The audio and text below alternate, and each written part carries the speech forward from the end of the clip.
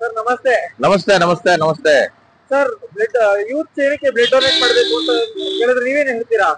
ಭಾರತದಲ್ಲಿ 65% ಇರೋದೇ ಯುವಕರು. ಆಮೇಲೆ ರಕ್ತ ಕೊಡ್ಬೇಕಾಗಿರೋದು ಯುವಕರೇ. ಸಮಾಜ ಸೇವೆ ಅಂದ್ರೆ ಜೀವ ಉಳಿಸೋದು, ಇನ್ನೊಬ್ಬರಿಗೆ ಜೀವನಕ್ಕೆ ಸಹಾಯ ಮಾಡೋದು, ಇದು ಸೋಷಿಯಲ್ ಸರ್ವಿಸ್. ಸೊ ಯುವಕರು ಬಹಳ ಒಳ್ಳೆ ಅವರ ಒಂದು ಆಕ್ಟಿವ್ ರೋಲ್ ವಹಿಸ್ಬೋದು ಇದರಲ್ಲಿ. ಸೊ ನೋಡಿ, ಬ್ಲಡ್ ಕೊಡೋದಲ್ಲಿ ಏನು ಆಗೋದಿಲ್ಲ. ಎವ್ರಿ 3 months ಆ ಬ್ಲಡ್ ಸೆಲ್ಸ್ ಸಾಯತ್ತೆ, ಮತ್ತೆ ಹುಟ್ಟತ್ತೆ, ಮತ್ತೆ ಸಾಯತ್ತೆ.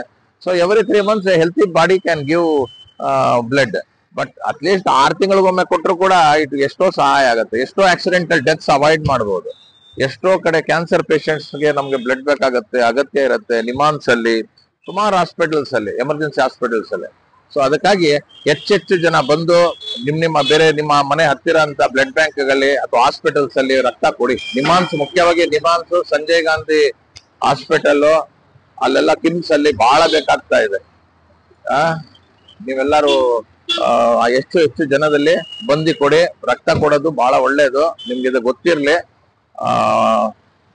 All the best.